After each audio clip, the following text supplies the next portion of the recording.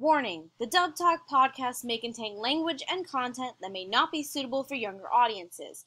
Listener discretion is advised. Also, there is always the possibility of spoilers for any anime series to occur at any time, so please be careful while listening in case there's a series you may not have finished yet.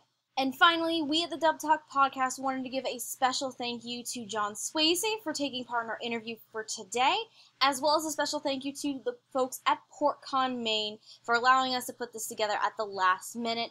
We sincerely thank you, and we hope you guys enjoy this special episode of the Dub Talk podcast. Hello, and welcome to a special edition of Dub Talk. Today is a companion piece to the Alice Zoroku episode, and actually the first time we've ever done something like this. I'm here at PortCon Maine with Lilac. Hello. And a very, very special guest who has agreed to sit down with us. Introducing the voice of Zoroku Kashimura, Mr. John Swasey. Hello, how are you? Doing excellent. Good.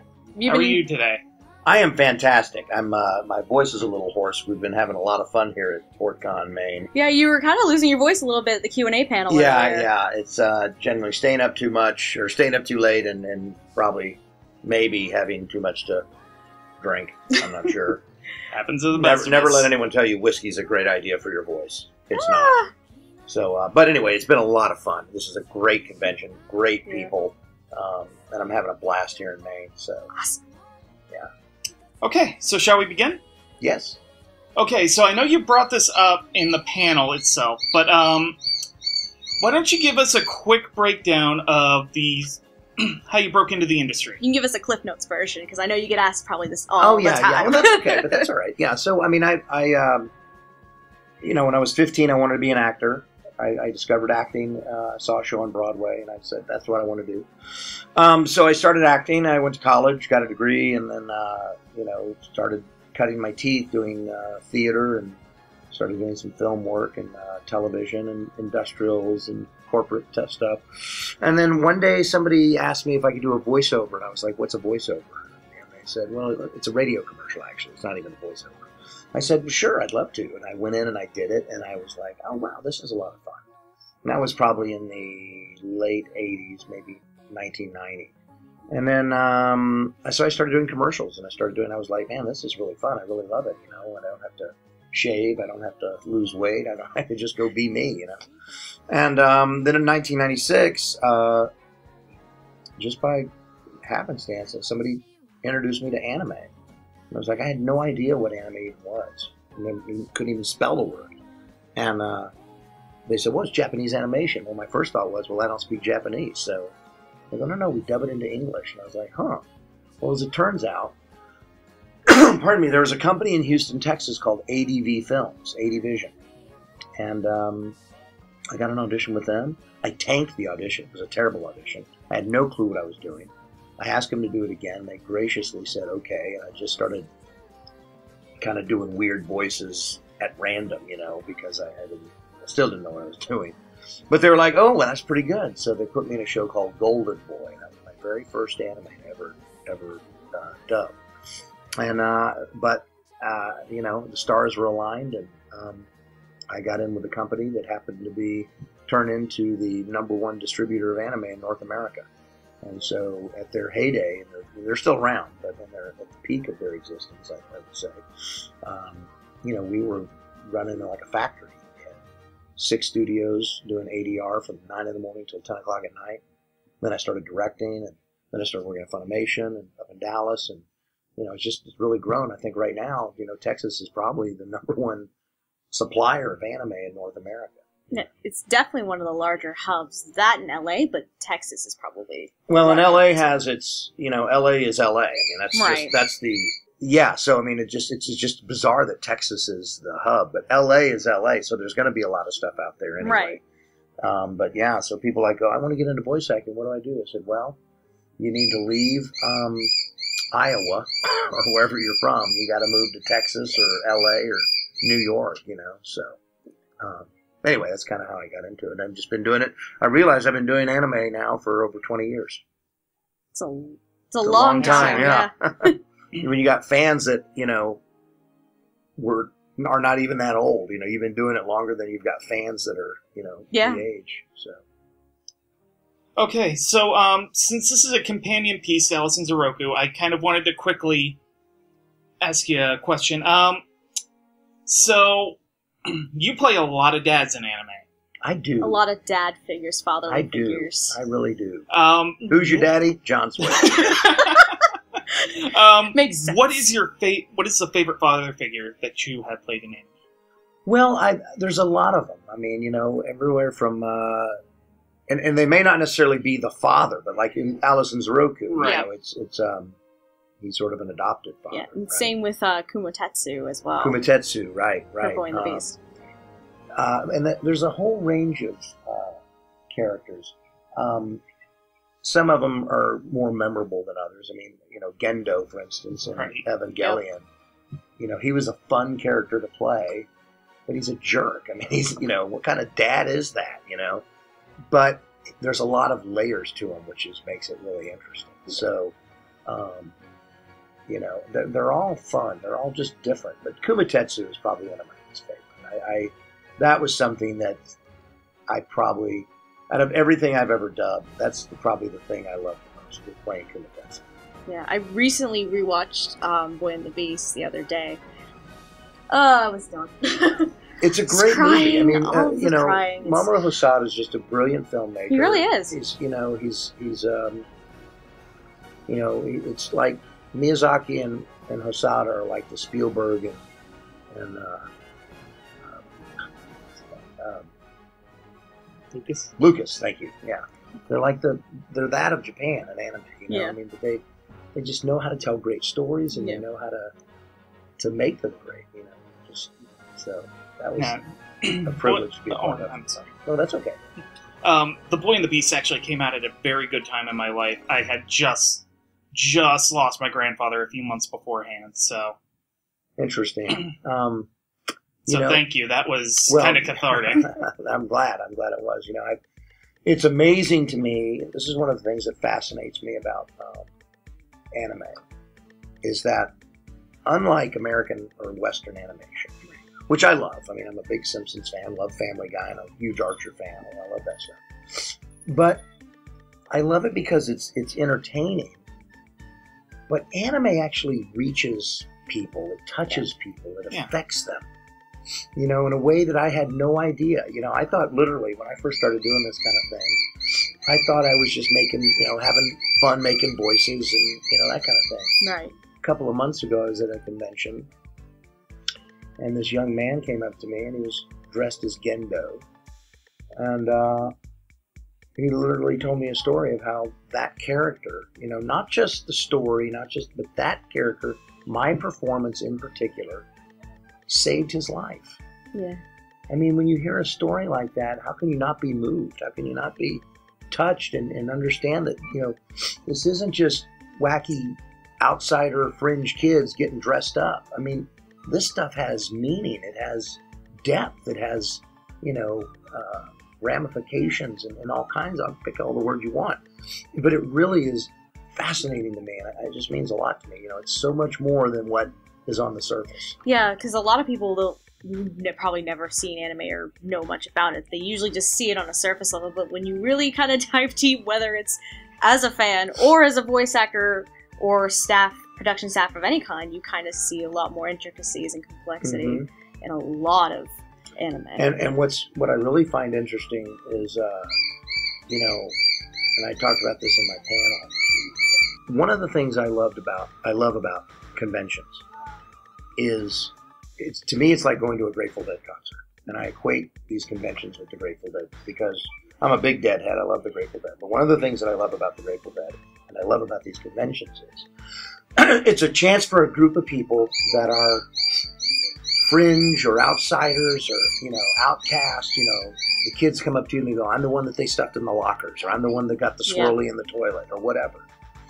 And this is a place where you're accepted for who you are. You don't have to, you don't have to put on a costume. Of course, they all do, cosplay.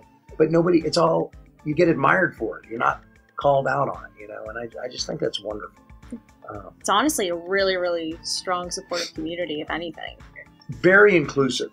You know, very inclusive. No one's here to go, you can't be in our club. It's no, come on in. We'd like you to. I would say, I would maintain the fact that I think the dub versus the sub, I think that's a big part of it because, you know, there are those people that go, if you don't watch the subtitle version, you know, you're fake or whatever. And I'm like, well, you know, there's a lot of people that may not have ever gotten into it if it was only subtitled. Right. You know, and frankly, I appreciate the subtitle, but I don't like watching a movie where I have to focus on the lower third of the movie because you take a movie like Boy and the Beast or any name a Miyazaki film. There's so much more going on. I mean, there's the reason that there's a big screen because there's stuff happening everywhere. It's not just right here. So if you're locked into having to read it, you know, I think you're missing out on a lot of the beauty of the film or the anime. I kind of had that originally because I actually saw Boy and the Beast in theaters last year, but it was the Japanese, so the subtitles were there. So going back to when I rewatched it and the dub and everything, I caught a lot more stuff the next go around. Yeah, absolutely. Given much more appreciation. I have an interesting question, kind of going back to father figures. Sure. Because you said, like, all the father figures you've played before, you've voiced before, they're all different in their own way. In terms of Zoroku, how do you think he's different compared to some of the other father figures you've voiced before?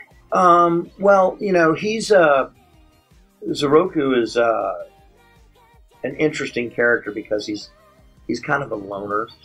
You know, but he's strong, and I love the fact that he's a very strong person, but he's a florist. You know, he does flower arrangements. Yeah.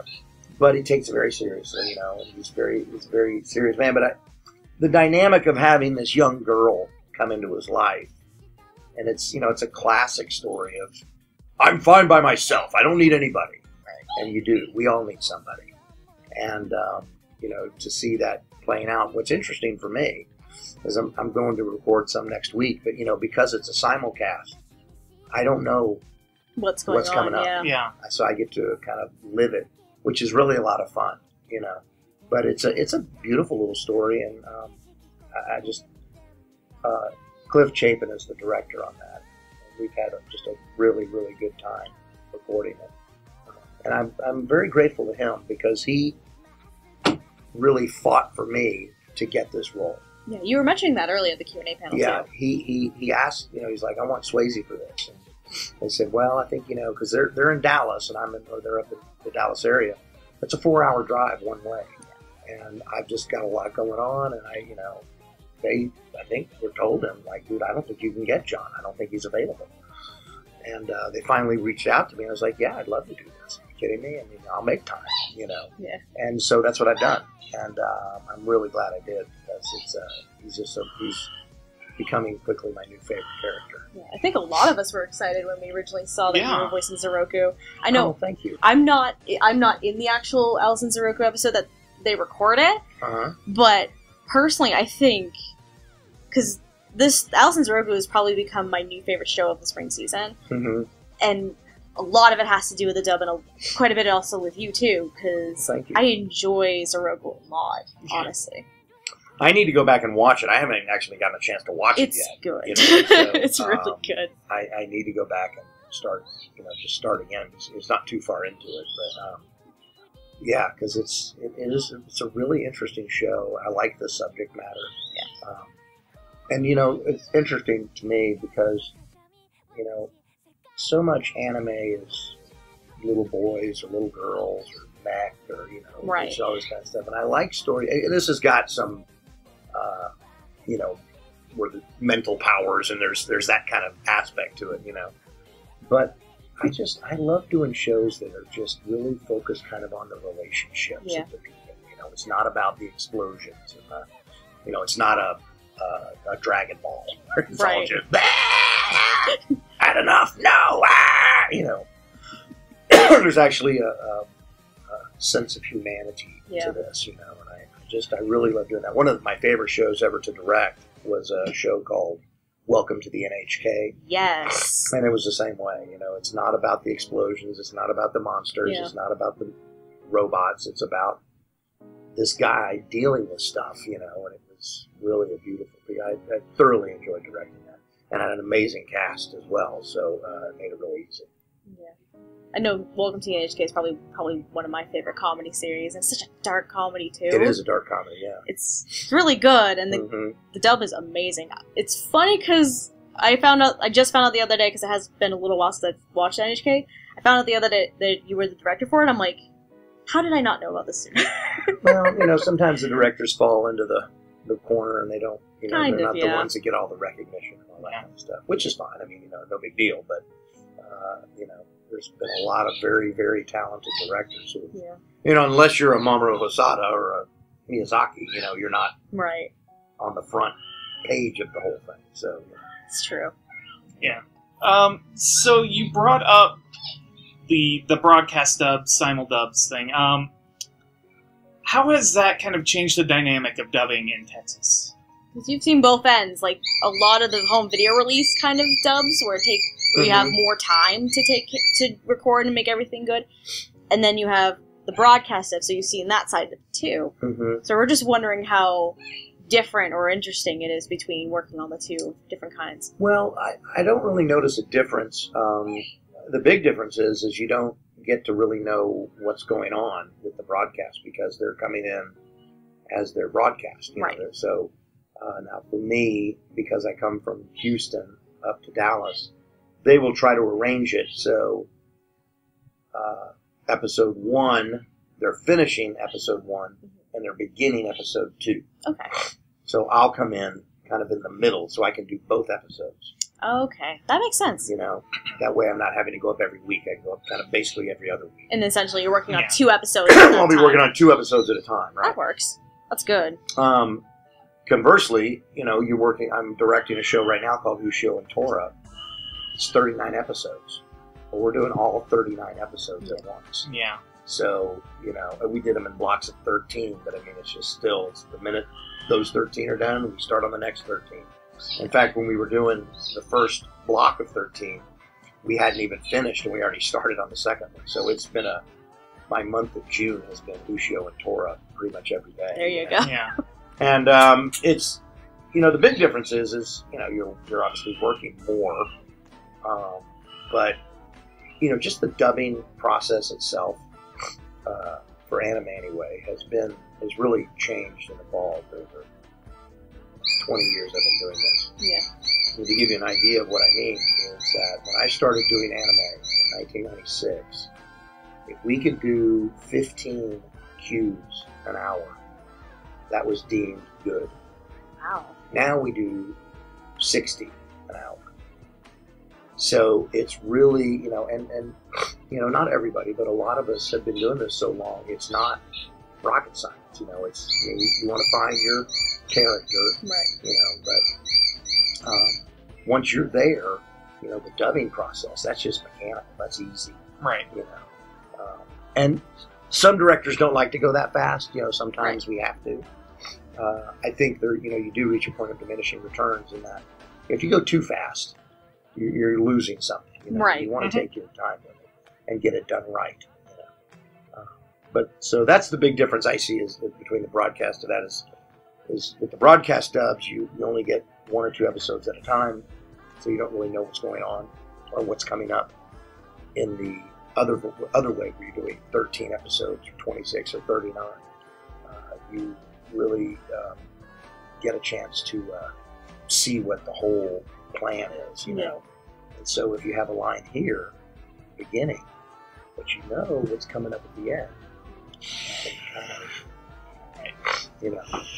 Although I will say, as a director, I didn't have access to all 39 episodes. I wasn't. Oh, okay. Yeah. I'm watching just a subtitled version to prep myself to direct the ADR, and I just, we had to start while I was casting the show. And now I'm in the last 13 episodes, and I'm like, oh my gosh, this is the worst nightmare ever because I've got characters that are voiced by the same actor that are talking to each other. Oh, it so kind of just suddenly collides with each other. Yeah. When worlds collide. Oh, no. So far it's worked out okay, but, we'll see. So on that subject, during your panel, you answered a very fascinating question, and that was about the differences between acting and directing. basically asking you to paraphrase what you said at the panel. Oh, okay. So, yeah, directing and acting, I mean, obviously are two different things. And as an actor, I rely heavily on my director to tell me, what's going on, what's the, I rely on that person to guide me as far as, how they want the character to deliver the line. Yeah. And as a director, though, while I want to provide information to my actors, a lot of times, you can bog them down if you give them too much information. Right. And it depends on the character. I mean, like, for instance, Ushio and Tora, I talked to the cast who played Ushio and Tora, and actually the one that played Tora this is a reboot. He played it originally, so he was already familiar with it. But talking to the actor that played Ushio, I really had to give him some backstory and say this is what's going on and yada yada yada.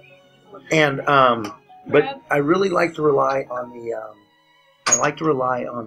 actors and let them do what they know how to do. Right. Don't hog tie them or hand tie them and get them all where they can't do what they're trained to do. Just let them kind of everyone has a job, and it's like I'm going to let you do your job. If something doesn't look right or feel right, I'll definitely get them to redo it and give them like, hey, you said the line this way. I really would like it more this way. And they're like, okay, that's fine. I'm a big fan of, as an actor, I'm a big fan, oddly enough, of a line read from the director. Because if I can give you what I think it is, but the director knows the show far better than I do. Right. So they know it a certain way. They way. know the context that this line is in. So if I'm not delivering it the way you like it, just tell me what you want, and I'll be glad to do it. I'm not I don't want a line to read. And a lot of directors are very good. Do you mind if I give one? Please do. The overall goal is to work as a team and get this product out and make it the very best it can be. So. But being an actor certainly helped me as a director. Right. It always seems that a lot of ADR directors start out as actors before jumping into that. That seems to be the pattern that we usually see a lot of the time. Mm-hmm. And I think it is beneficial, too, to see how both sides of it. Well, yeah. And not... When I started at ADV, I was actually... Matt Greenfield was the director, and he did a little bit of acting, but I don't think he'd call himself an actor. Right. I may have been one of the first actors to actually start directing at ADV. Mm-hmm. And then more of them, Christine Otten got involved. Now, that being said, a lot of the directors will still act. They'll do a lot of voices in their shows. Yeah. Chris Ayers, of course, was one that he was a very talented actor. Got into directing, very gifted there. But yeah, it's because it's really more of I guess we understand the process of how it works. The whole ADR thing. It just makes it easy. And again, we've been doing this so long. Yeah. It's not, it's all like second nature to us. Yeah, that always helps. Okay, so I had one last question before we headed out. You had also mentioned in the panel that you had found out you have potentially have relatives up here in Maine. Yes, as a matter of fact, when I'm done with you all, I'm getting in a car and going downtown to the Maine Historical Society and see if I can't do a little digging around to find out if I've actually got ancestors here. Or relatives, I should say. I did call a guy yesterday. I found this guy named Richard Swasey who lives here in Maine, in Portland. And he's about 65, I guess. And I called him up. It's just like, told him my story. I said, do you think we might be related? He's like, no. No, I don't. Goodbye. It's like, oh, okay. Thanks for your help. Yeah. Appreciate it. But anyway, I'm going to go do a little exploring downtown and see what I can't dig up. There you go. Sounds like your average run-of-the-mill Mainer. Right. 60-plus Mainer. Yeah, right. Sounds about right. So, All right, well, thank you for your time. Well, thank you guys. It's been a real pleasure talking to you. Thank you for the opportunity. Thank you. We really appreciate it. Yeah. Because I know con schedules can be very busy. You know, this convention's actually been really, really easy. Yeah. The people have been great. Jekka, she's our guest liaison, and she's been fantastic. She told me in an email, she goes, well, we're going to do this and this. We're very, very easy to get along with and very laid back. Yeah. And I was like, okay, that's fine. So it's been a nice schedule, and I think actually after this I'm done for the weekend. So oh, cool. There you go. Got some time to goof around. Although, like last night, I'll probably go find myself to get into some sort of trouble, wander into a panel that I shouldn't be in. Oh no, we've all done that. Yeah. Oh exactly. yeah, we're all guilty of it at some point. That's right. Well, thanks, guys. I appreciate it. Yeah, Thank no you. problem. Really appreciate it. All right. So I would like to give a big thank you to PortCon, to Julie York for helping us get this set up, and Jekka. We are at the Doubletree by Hilton by the mall in South Portland, Maine, basically across the street from the main mall. Yeah. Next year, PortCon will be held June 21st through the 25th, and our theme will be spooky. Spooky. So from Dub Talk to you all, I'd like to wish you a good day. Takwande Dubba! Now that's your Mainer accent right there. There it is. That's your Mainer accent if you're wondering. That's awesome.